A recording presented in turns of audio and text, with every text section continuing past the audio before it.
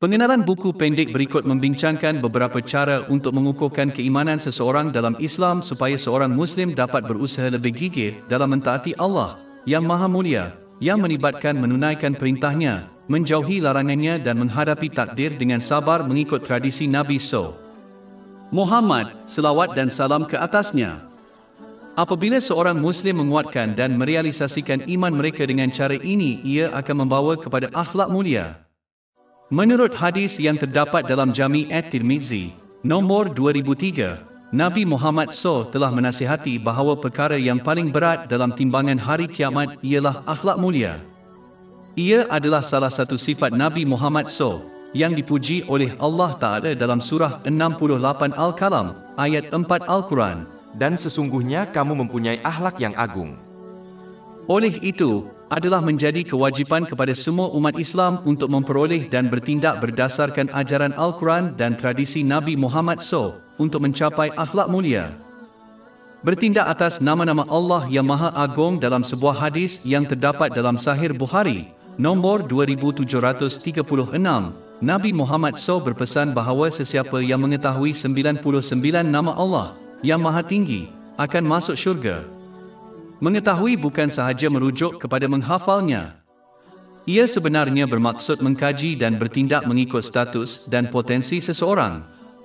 Sebagai contoh, Allah yang Maha Tinggi lagi Maha Penyayang menurut kedudukannya yang tidak terhingga. Sifat ini bererti bahawa Allah Ta'ala memberikan nikmat yang tidak terkira banyaknya kepada makhluk dan sentiasa sangat baik kepada mereka. Ciri yang sama ini telah dikaitkan dengan orang lain seperti Nabi Muhammad SAW. Bab 9 At-Taubah, ayat 128. Sungguh telah datang kepada kamu seorang rasul dari kalangan kamu sendiri. Sedih baginya apa yang kamu derita. Dia mengambil berat terhadap kamu, yaitu petunjuk kamu, dan terhadap orang-orang yang beriman adalah penyayang dan penyayang. Apabila digunakan merujuk kepada penciptaan berbelas kasihan bermakna lembut hati dan belas kasihan. Demikian pula Allah Maha Pengampun menurut kedudukannya yang tidak terbatas. Dan mengamalkan sifat ini dengan memaafkan orang lain adalah sesuatu yang telah digalakkan dalam Islam. Bab 24 An-Nur, ayat 22. Den hendaklah mereka memaafkan dan melalaikan. Tidakkah kamu suka jika Allah mengampuni kamu? So the divine attributes of Allah, the exalted, can be adopted by Muslims according to their status.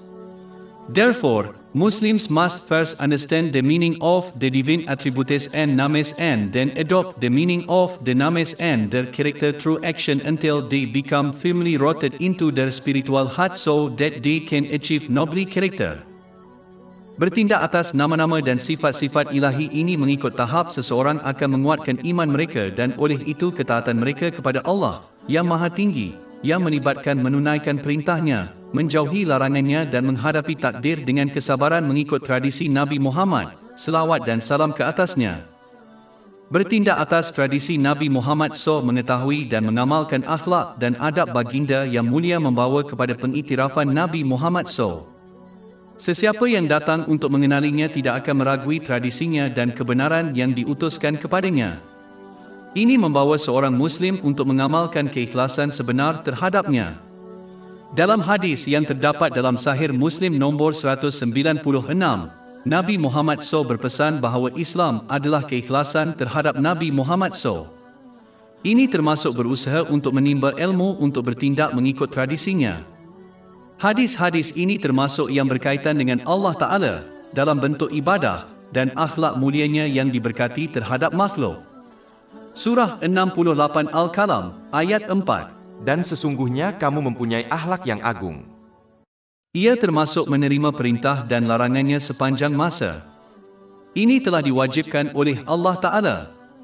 Surah 59 Al-Hasyr, ayat 7. Dan apa yang diberikan Rasul kepadamu maka ambillah, dan apa yang dilarangnya bagimu maka tinggalkanlah. Ikhlas termasuk mengutamakan tradisinya daripada perbuatan orang lain kerana semua jalan menuju Allah Ta'ala tertutup kecuali jalan Nabi Muhammad SAW. Bab 3 Ali Imran, ayat 31. Katakanlah, wahai Muhammad, jika kamu mencintai Allah, ikutilah aku, niscaya Allah mengasihi kamu dan mengampuni dosa-dosa kamu. Seseorang mesti mencintai semua orang yang menyokongnya semasa hidupnya dan selepas kematiannya, sama ada mereka dari keluarganya atau sahabatnya. Semoga Allah meridai mereka semua. Menyokong mereka yang berjalan di atas jalannya dan mengajar tradisinya adalah kewajipan bagi mereka yang ingin ikhlas kepadanya.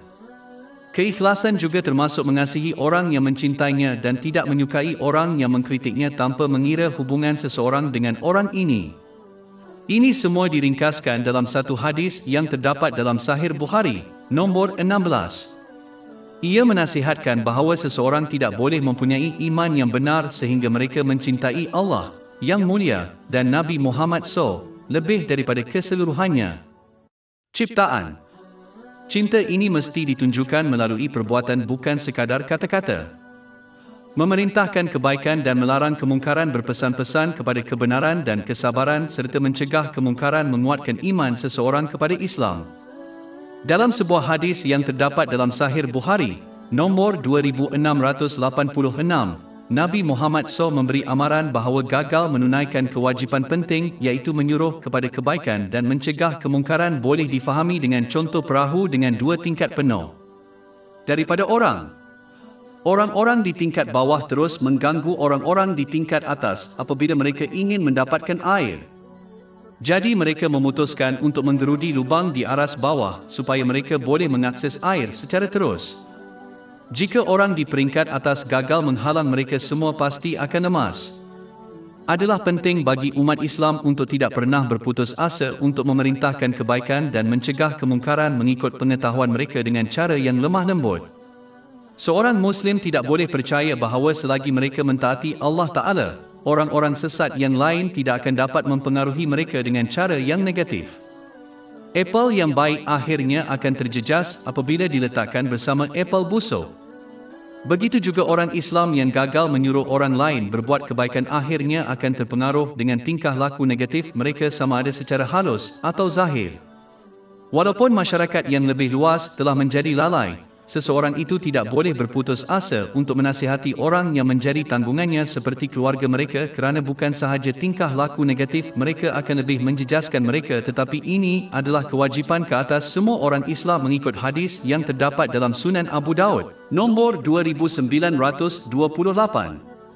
Walaupun seorang Muslim diabaikan oleh orang lain, mereka harus menunaikan kewajipan mereka dengan menasihati mereka dengan cara yang lemah lembut yang disokong oleh bukti dan pengetahuan yang kukuh. Hanya dengan cara ini mereka akan dilindungi daripada kesan negatif mereka dan diampunkan pada hari kiamat. Tetapi jika mereka hanya mengambil berat tentang diri mereka sendiri dan mengabaikan tindakan orang lain, dikuatiri kesan negatif orang lain boleh membawa kepada kesesatan mereka. Adalah penting untuk diperhatikan, kegagalan untuk bertindak atas nasihat sendiri menghalang iman daripada mengukuhkan. Dalam hadis yang terdapat dalam Sahih Bukhari, nombor 3267, Nabi Muhammad SAW telah memperingatkan bahawa sesiapa yang menyalahi nasihat mereka sendiri ketika menyuruh kebaikan dan melarang kemungkaran akan diazab di neraka. Daripada mengikuti jejak langkah orang-orang terdahulu yang soleh dengan menasihati semata-mata kerana Allah Ta'ala, banyak orang menasihati untuk alasan lain, seperti untuk mendapatkan populariti dan perkara duniawi. Sebagai contoh, sesetengah ulama sering berusaha untuk menjadi tumpuan dalam perhimpunan dan acara dan tidak berpuas hati dengan kerusi di sebelah kerana mereka inginkan kerusi tengah. Apabila niat mereka menjadi seperti ini, Allah Ta'ala menghapuskan kesan positif nasihat mereka dan dengan itu mereka kini mempunyai sedikit pengaruh positif terhadap pendengar mereka. Mereka sepatutnya menunjukkan contoh yang praktikal dan bukannya mengatakan satu perkara dan melakukan yang lain. Ini menyebabkan nasihat mereka menjadi tidak berkesan. Umat Islam hendaklah berusaha untuk sentiasa bertindak mengikut nasihat mereka sendiri sebelum menyuruh orang lain berbuat demikian kerana berkelakuan seperti ini dibenci oleh Allah Ta'ala. Bab 61 As-Saf, ayat 3. Amat besar kebencian di sisi Allah ialah kamu mengatakan apa yang tidak kamu kerjakan. Ini tidak bermakna seseorang mesti menjadi sempurna sebelum menasihati orang lain kerana ini tidak mungkin. Sebaliknya, mereka harus membetulkan niat mereka dan membuktikannya melalui tindakan mereka dengan berusaha untuk bertindak atas nasihat mereka sendiri sebelum menasihati orang lain. Hanya dengan sikap ini mereka akan terhindar dari hukuman yang disebutkan dalam hadis ini. Kegagalan dalam melaksanakan prinsip ini menyebabkan nasihat umat Islam menjadi tidak berkesan walaupun bilangan penasihat meningkat secara mendadak sejak beberapa tahun lalu. Merenung dan bertindak berdasarkan Al-Quran dalam hadis yang terdapat dalam Imam Munzari, Kesedaran dan Kekhawatiran, nombor 30, Nabi Muhammad SAW menasihati bahawa Al-Quran akan memberi syafaat pada hari penghakiman. Orang yang mengikutinya semasa hidup di bumi akan dibawa ke syurga pada hari penghakiman. Tetapi mereka yang mengabaikannya semasa hidup mereka di bumi akan mendapati bahawa ia mendorong mereka ke dalam neraka pada hari penghakiman. Al-Quran adalah kitab petunjuk. Ia bukan sekadar buku bacaan. Oleh itu, umat Islam mesti berusaha untuk memenuhi semua aspek Al-Quran untuk memastikan ia membimbing mereka kepada kejayaan di kedua-dua dunia. Aspek pertama ialah membacanya dengan betul dan teratur. Aspek kedua ialah memahaminya. Dan aspek terakhir adalah melaksanakan ajarannya menurut tradisi Nabi Muhammad SAW. Orang-orang yang bersikap demikian adalah orang-orang yang diberi kabar gembira tentang petunjuk yang benar melalui setiap kesulitan di dunia dan syafaatnya pada hari kiamat. Tetapi seperti yang diperingatkan oleh hadis ini, Al-Quran hanyalah petunjuk dan rahmat bagi mereka yang bertindak dengan betul mengikut aspek-aspeknya menurut tradisi Nabi Muhammad SAW. Tetapi orang-orang yang salah menafsirkannya dan sebaliknya bertindak mengikut hawa nafsu mereka untuk mendapatkan perkara-perkara duniawi, seperti kemasyhuran, akan kehilangan petunjuk yang benar ini dan syafaatnya pada hari penghakiman.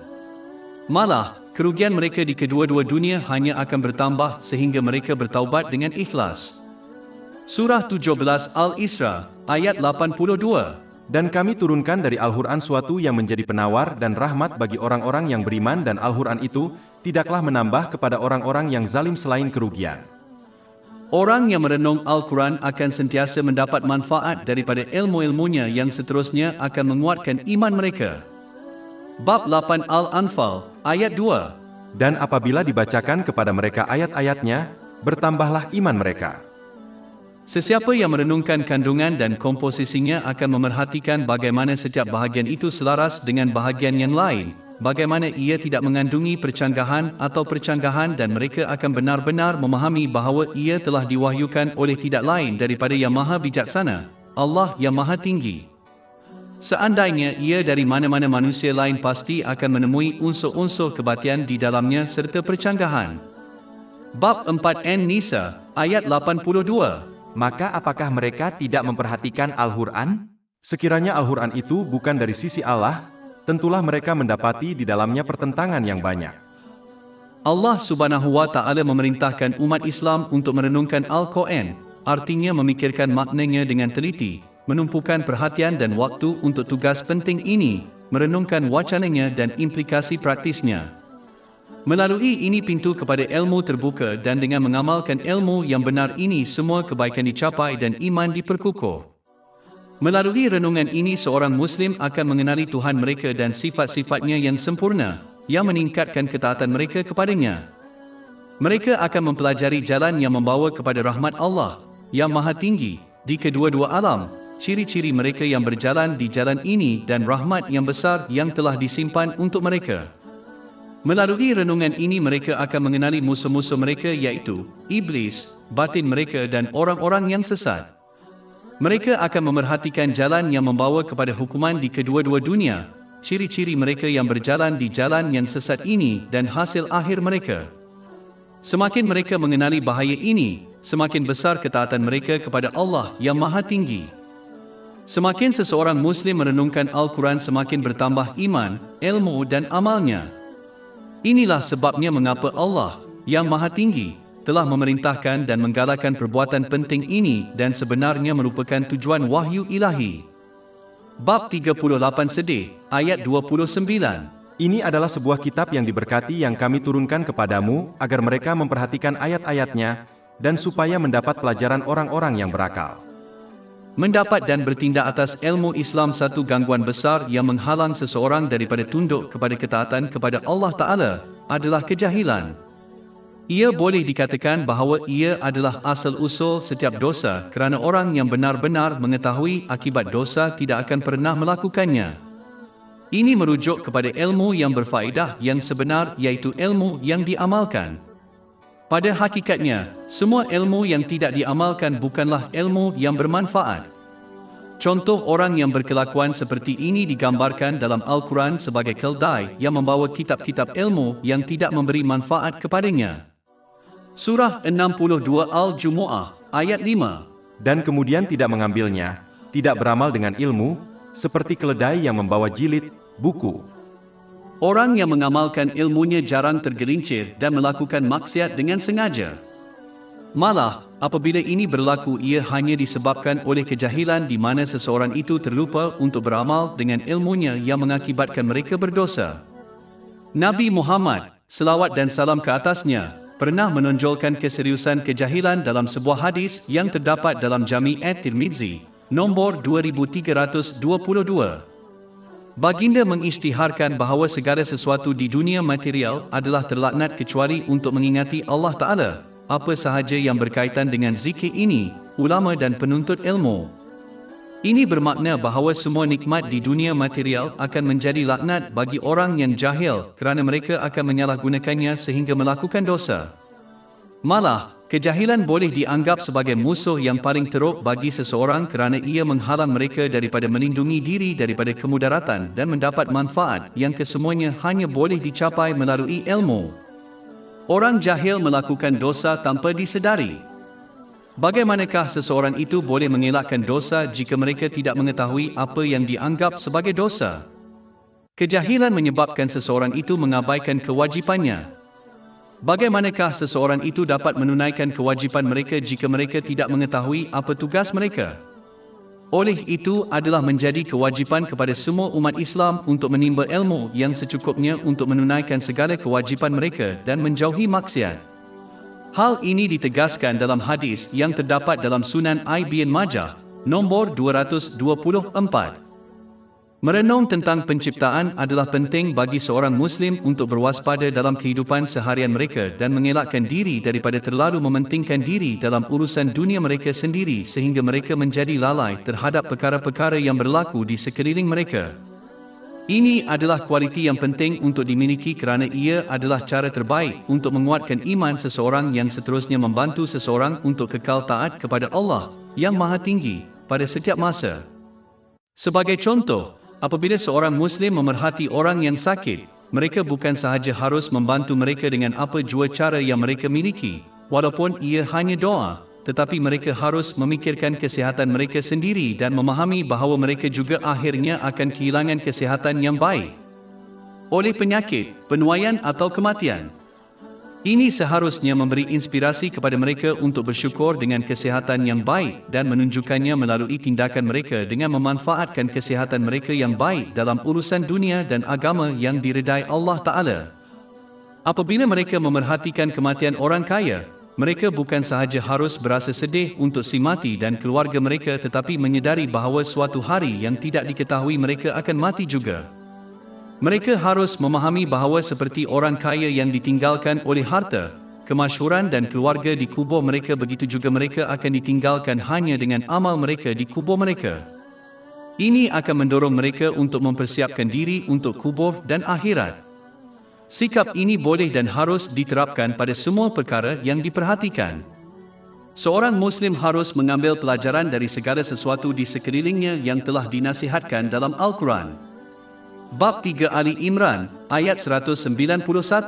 Dan fikirkanlah tentang penciptaan langit dan bumi, seraya berkata, Ya Tuhan kami, tiadalah Engkau menciptakan ini dengan sia-sia, Maha Suci Engkau, maka peliharalah kami dari siksa neraka. Mereka yang berkelakuan seperti ini akan menguatkan iman mereka setiap hari, manakala mereka yang terlalu mementingkan diri dalam kehidupan dunia mereka akan tetap lalai yang boleh membawa mereka kepada kebinasaan. Merenungkan penciptaan langit dan bumi dan semua yang ada di antara keduanya dan ciptaan yang berbeza membawa kepada pengukuhan iman seseorang. Ini kerana kehebatan ciptaan menunjukkan kebesaran pencipta. Keserasian sempurna ciptaan seperti matahari dan bulan menunjukkan pengetahuan dan kebijaksanaan Allah yang tidak terbatas. Karunia yang menimpah ruah yang meliputi manusia menunjukkan rahmat Allah yang maha tinggi. Semua faktor ini dan lebih banyak lagi mendorong seorang Muslim untuk mengagungkan Allah yang maha tinggi, memujinya dan ikhlas kepadanya. Dalam sebuah hadis yang terdapat dalam Sahih Muslim nombor 196, Nabi Muhammad SAW berpesan bahawa Islam adalah keikhlasan terhadap Allah Ta'ala. Ikhlas kepada Allah Ta'ala termasuk menunaikan segala kewajipan yang diberikan olehnya berupa perintah dan larangan semata-mata untuk keredaannya. Seperti yang ditegaskan dalam hadis yang terdapat dalam Sahih Bukhari, nombor 1, semua akan dinilai dengan niat mereka. Oleh itu, jika seseorang tidak ikhlas kepada Allah Ta'ala, apabila beramal soleh mereka tidak akan mendapat pahala di dunia dan di akhirat. Malah, menurut hadis yang terdapat dalam Jami' at-Tirmizi, nombor 3154, orang-orang yang melakukan perbuatan yang tidak ikhlas akan diberitahu pada hari kiamat untuk mencari pahala mereka daripada orang yang mereka bertindak, yang tidak mungkin. Bab 98 Al-Bayyinah, ayat 5. Dan tidaklah mereka disuruh kecuali supaya menyembah Allah dengan mengikhlaskan agama kepadanya. Jika seseorang itu lalai dalam menunaikan kewajipannya terhadap Allah Ta'ala, itu membuktikan tiadanya keikhlasan. Oleh itu, mereka harus bertaubat dengan ikhlas dan berjuang untuk memenuhi semuanya. Adalah penting untuk mengingati Allah yang maha tinggi, tidak pernah membebankan seseorang dengan tugas yang tidak dapat mereka lakukan atau tangani. Surah 2 Al-Baqarah, ayat 286. Allah tidak membebani seseorang melainkan sesuai dengan kemampuannya. Bersikap ikhlas kepada Allah Ta'ala bermakna seseorang itu hendaklah sentiasa memilih keredaannya daripada keredaan diri sendiri dan orang lain. Seorang Muslim hendaklah sentiasa mengutamakan perbuatan-perbuatan yang semata-mata kerana Allah Ta'ala daripada segalanya. Seseorang itu hendaklah mengasihi orang lain dan membenci dosa-dosa mereka kerana Allah Ta'ala dan bukan kerana keinginan mereka sendiri. Apabila mereka menolong orang lain atau enggan mengambil bahagian dalam maksiat itu hendaklah kerana Allah Ta'ala.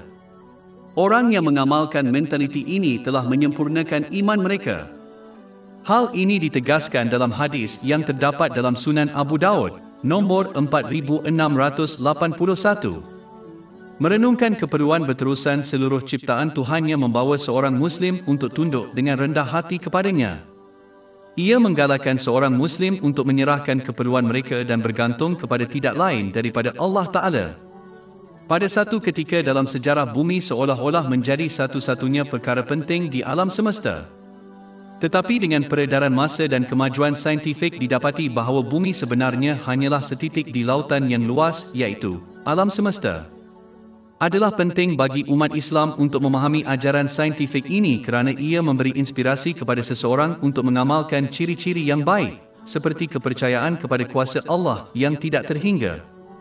Apabila seorang Muslim menghadapi kesulitan dan mempersoalkan pertolongan Allah Ta'ala, mereka harus merenungkan ukuran alam semesta dan berapa banyak makhluk yang ada di dalamnya. Bumi adalah satu planet dalam sistem suria yang terdiri daripada banyak planet dan bintang. Banyak sistem suria membentuk galaksi.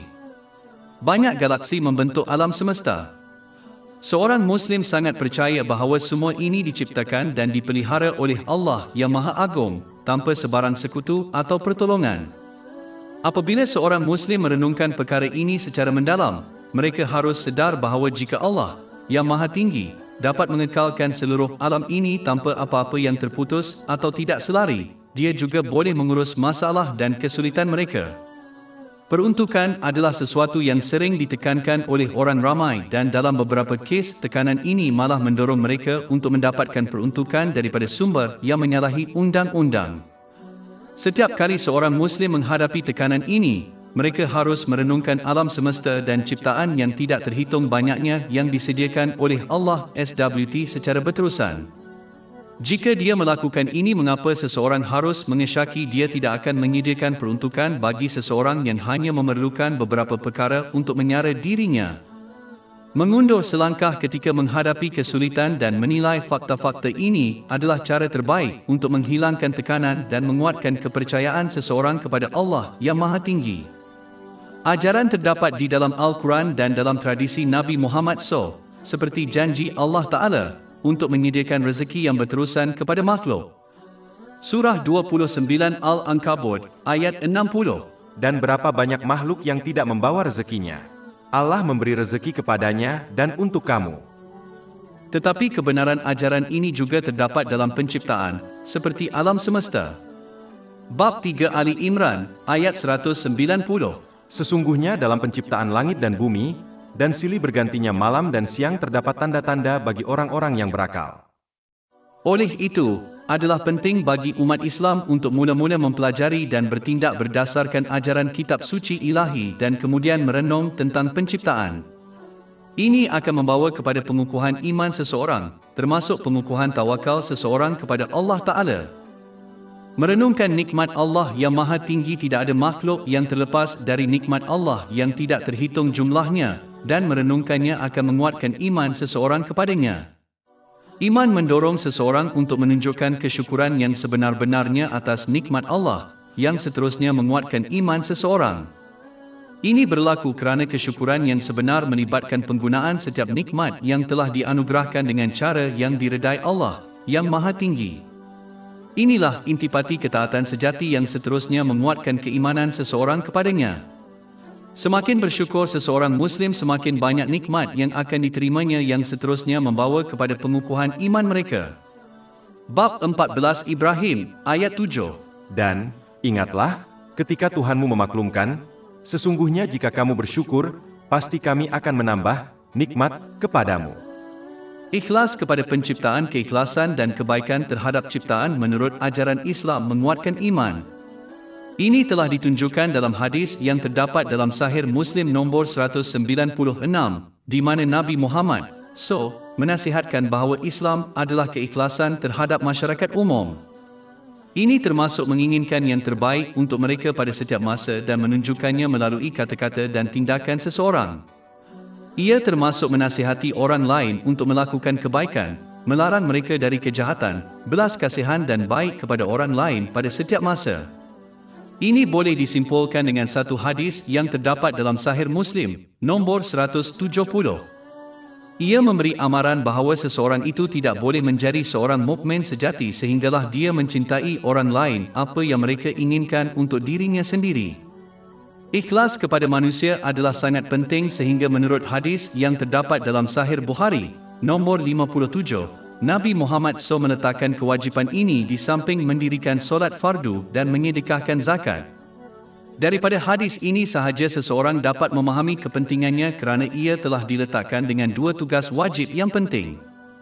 Ia adalah sebahagian daripada keikhlasan terhadap manusia bahawa seseorang itu gembira apabila mereka gembira dan sedih setiap kali mereka berduka selagi sikap mereka tidak bercanggah dengan ajaran Islam.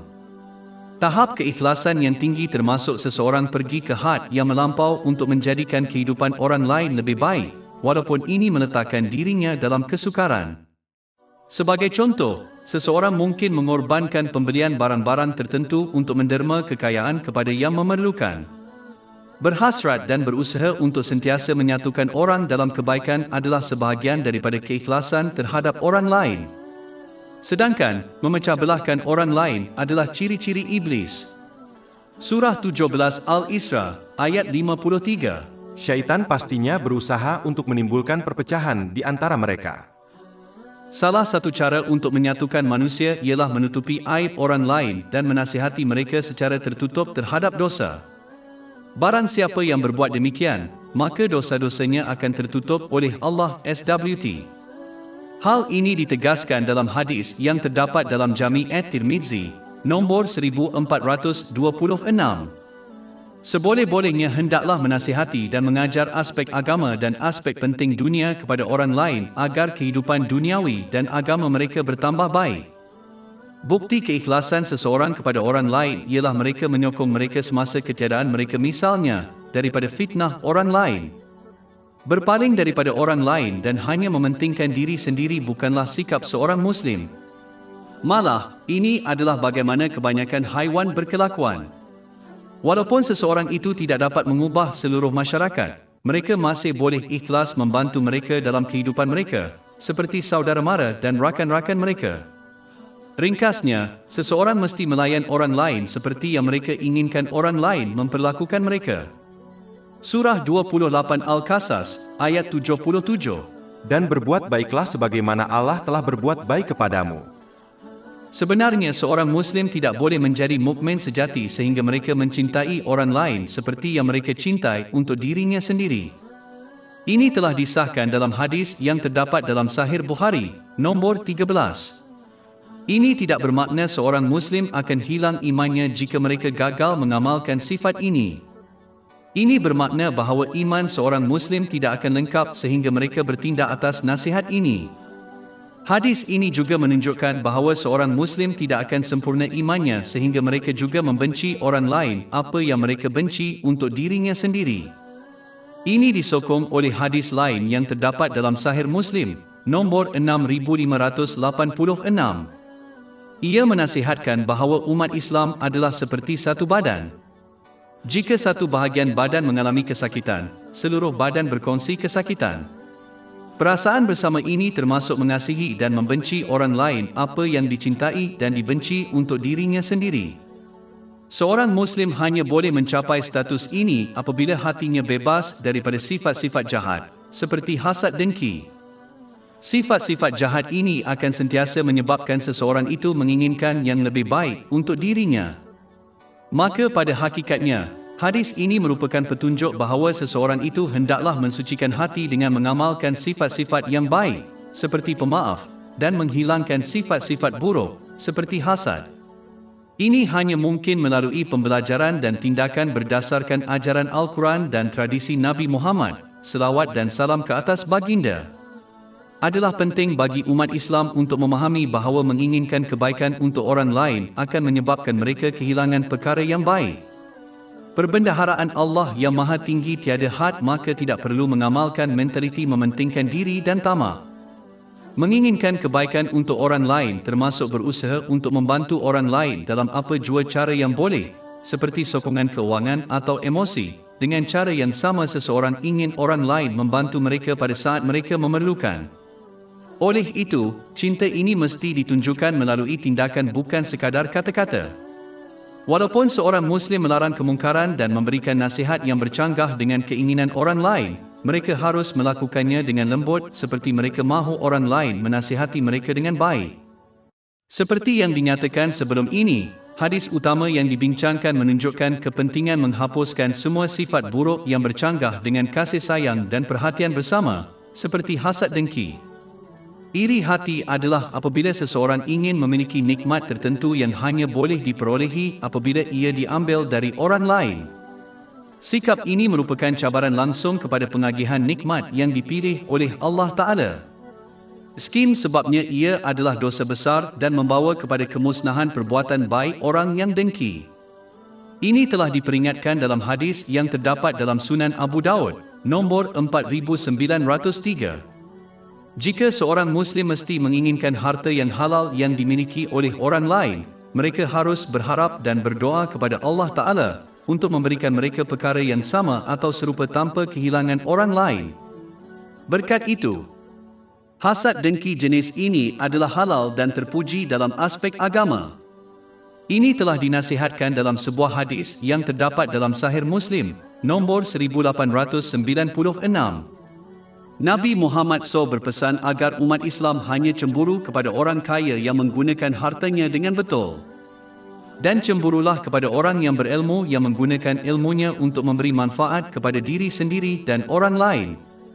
Seorang Muslim bukan sahaja harus mencintai orang lain untuk mendapatkan nikmat dunia yang halal, tetapi juga untuk mereka mendapat rahmat agama di kedua-dua dunia.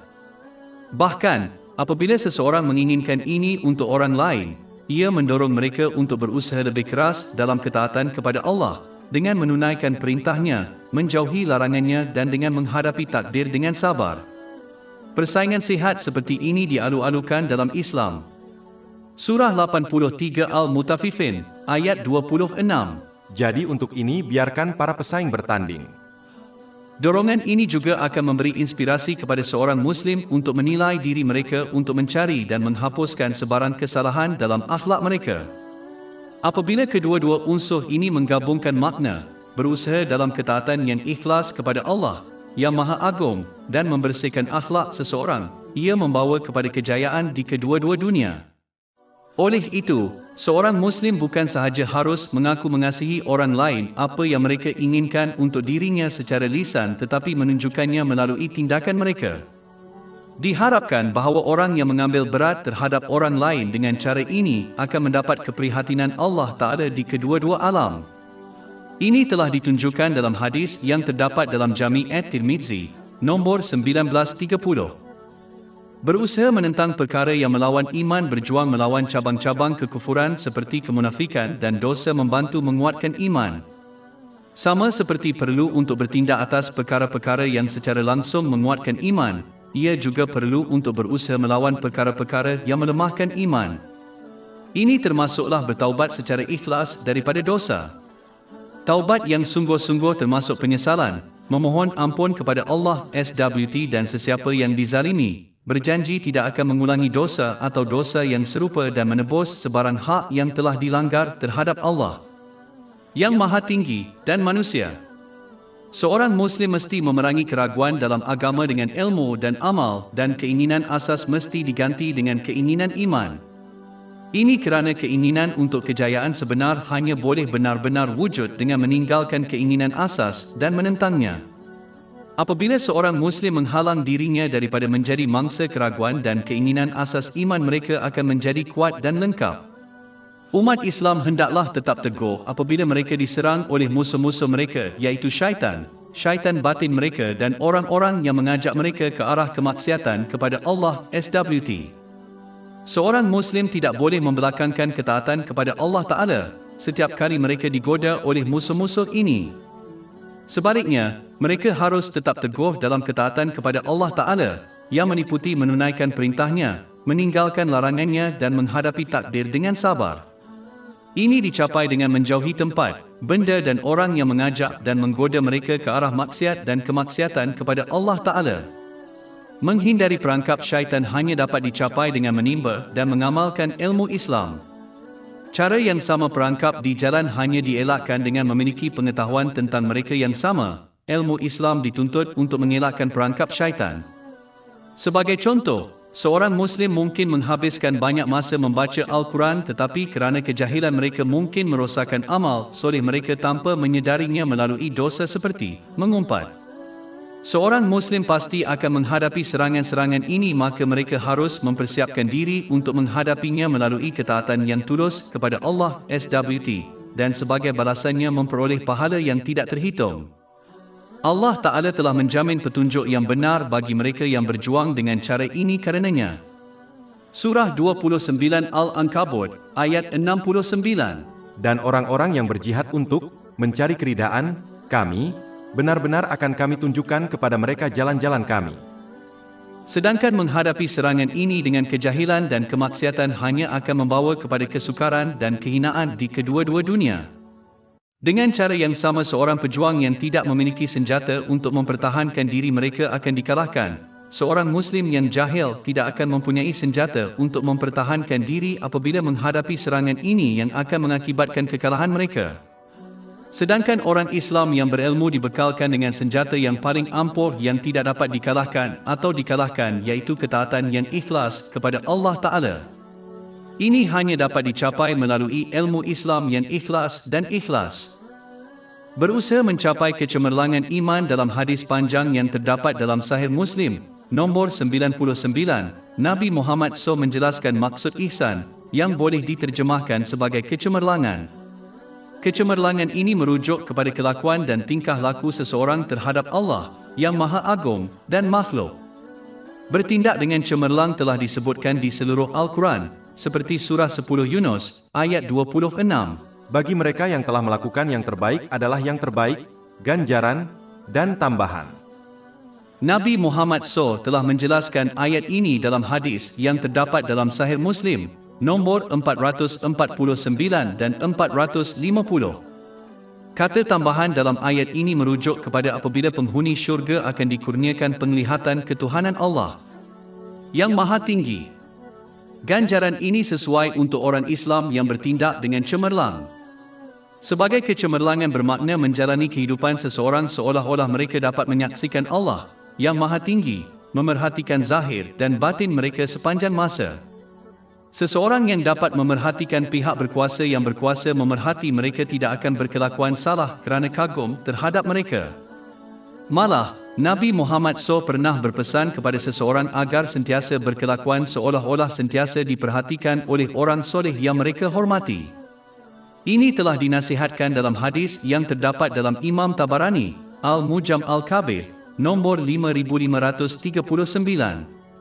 Sesiapa yang berbuat demikian akan sangat jarang melakukan dosa dan sentiasa bersegera ke arah kebaikan.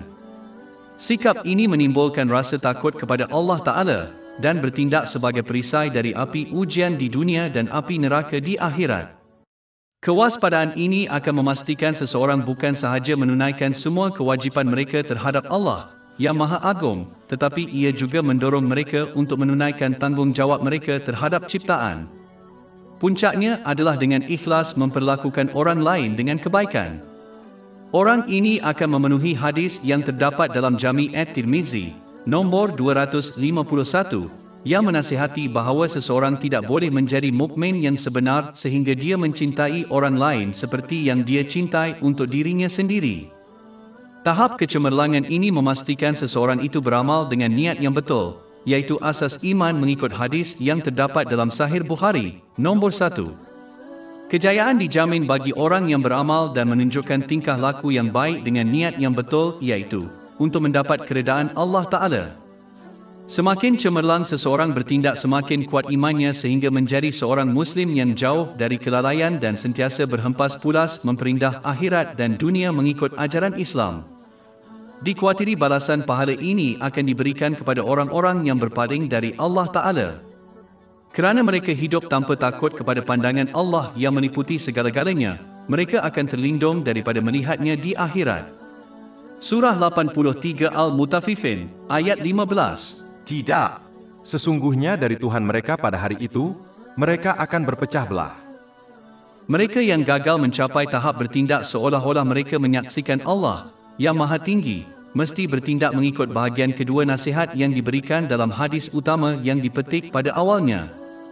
Orang ini harus benar-benar percaya bahawa Allah yang Maha Tinggi sentiasa memerhati mereka. Walaupun keadaan ini lebih rendah darjatnya daripada orang yang bertindak seolah-olah mereka memerhatikan Allah Ta'ala, tidak kurang, itu adalah cara yang bagus untuk mengamalkan rasa takut yang sebenar kepada Allah Ta'ala.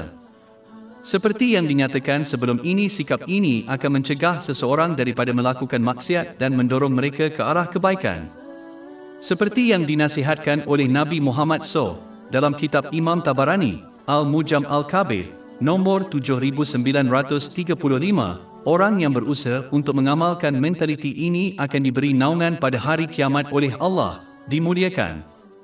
Kehadiran ilahi Allah yang Maha Tinggi disebutkan di seluruh Al-Quran, seperti bab 57 Al-Hadid, ayat 4. Dia bersama kamu di mana sahaja kamu berada, dan Allah Maha melihat apa yang kamu kerjakan.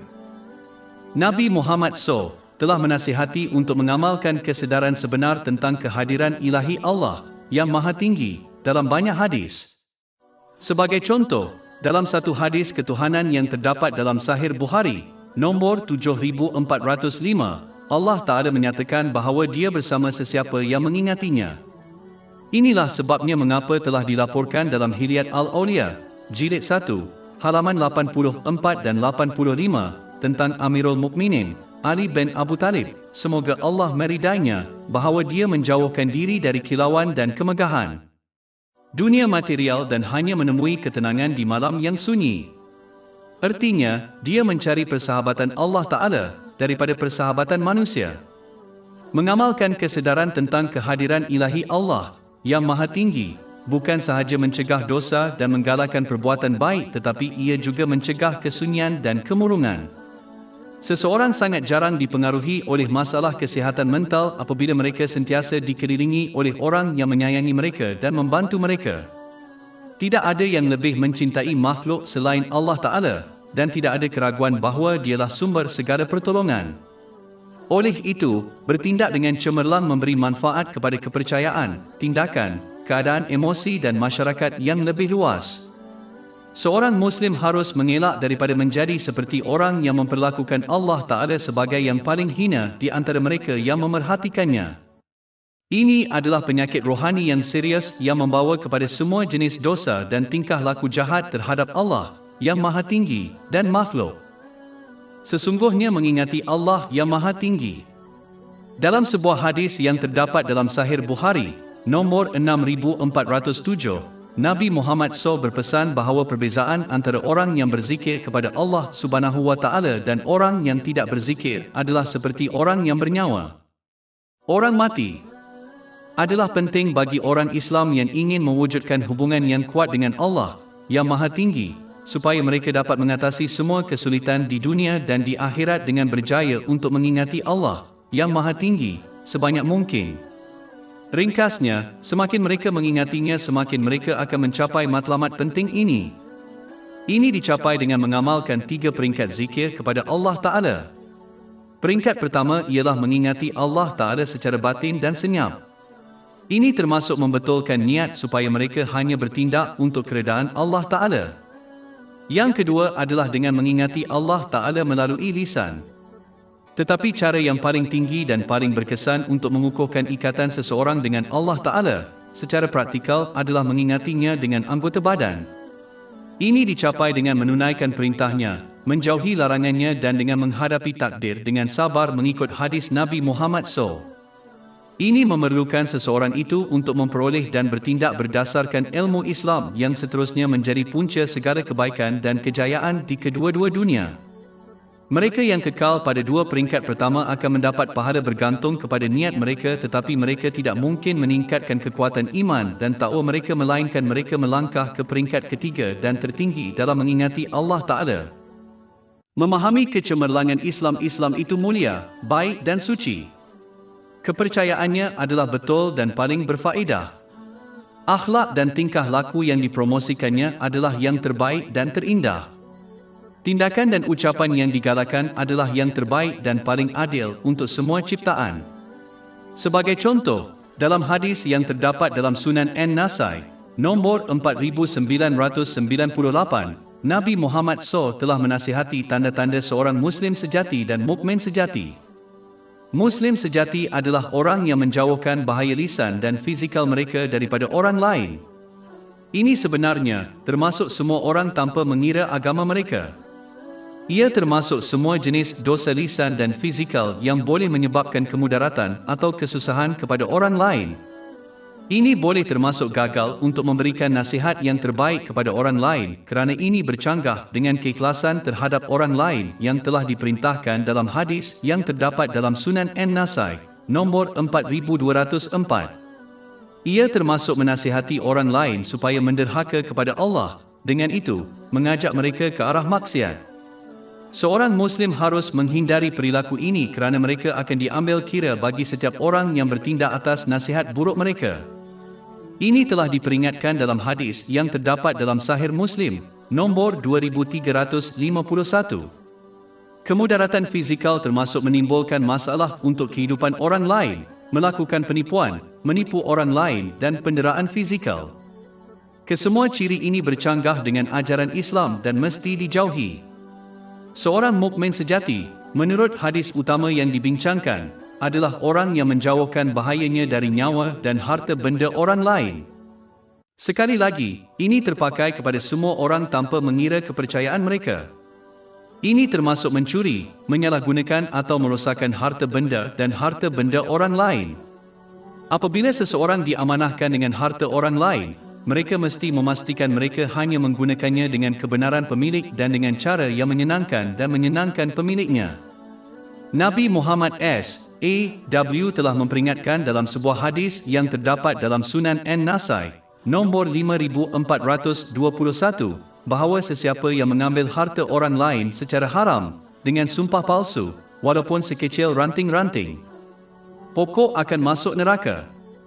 Sebagai kesimpulan, seorang Muslim mesti menyokong pernyataan kepercayaan mereka dengan tindakan kerana ia adalah bukti fizikal kepercayaan seseorang yang diperlukan untuk memperoleh kejayaan pada hari kiamat. Di samping itu, seorang Muslim harus memenuhi ciri-ciri keimanan yang benar terhadap Allah, yang Maha Mulia, dan manusia. Cara terbaik untuk mencapai ini berkenaan dengan orang ramai adalah dengan hanya melayan orang lain mengikut cara mereka ingin dilayan oleh orang, iaitu dengan hormat dan keamanan. Dengan merenungi kemuliaan Islam, Allah menghiasi iman dalam hati umat Islam dan menjadikannya dicintai oleh mereka.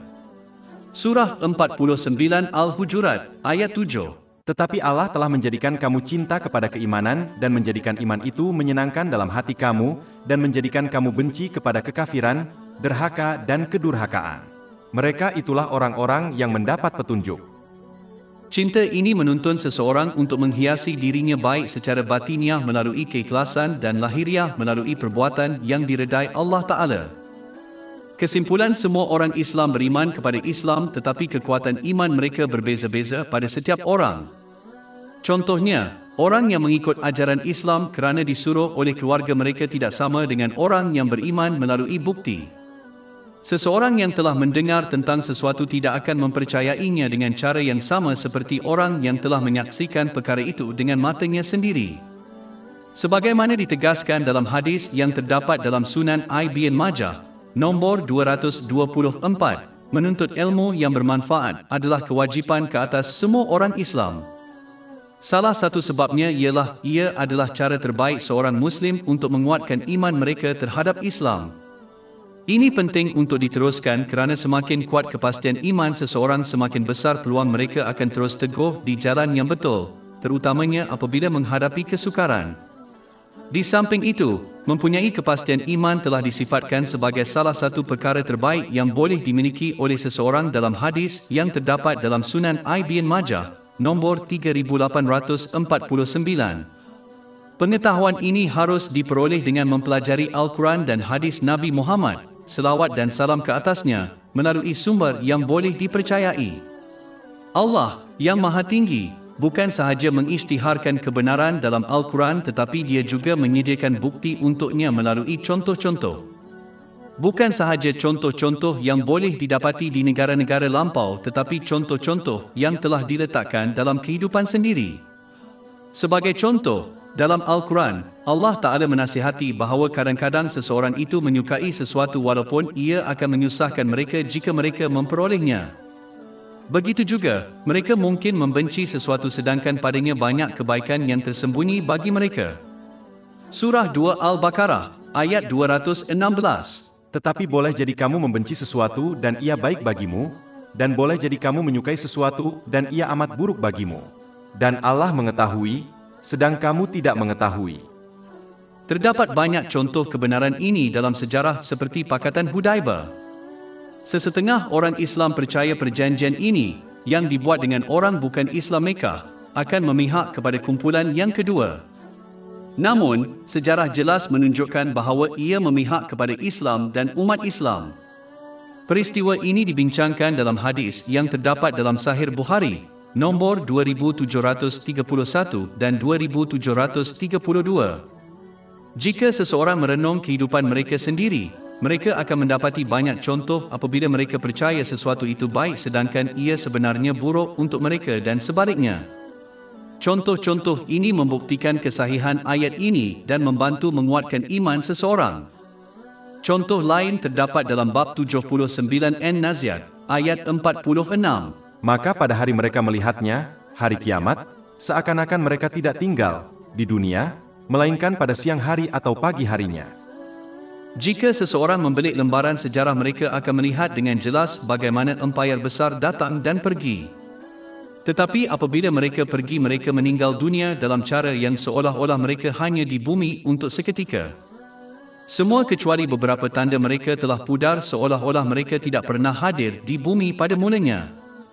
Begitu juga, apabila seseorang merenung kehidupan mereka sendiri, mereka akan menyedari bahawa tidak kira berapa umur mereka dan tidak kira betapa lambatnya hari-hari tertentu mungkin dirasakan secara keseluruhannya, kehidupan mereka setakat ini telah berlalu dalam sekelip mata.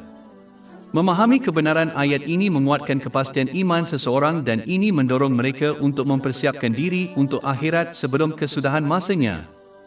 Al-Quran dan hadis Nabi Muhammad, selawat dan salam ke atas baginda, penuh dengan contoh seperti itu.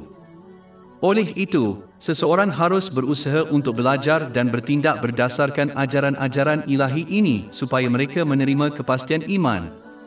Orang yang mencapainya tidak akan goyah dengan kesulitan yang mereka hadapi dan akan tetap teguh di jalan yang menuju ke pintu surga. Bab 41 Fusilat, ayat 53. Kami akan perlihatkan kepada mereka tanda-tanda, kekuasaan, kami di segenap ufuk dan pada diri mereka sendiri, sehingga jelas bagi mereka bahwa ia adalah benar.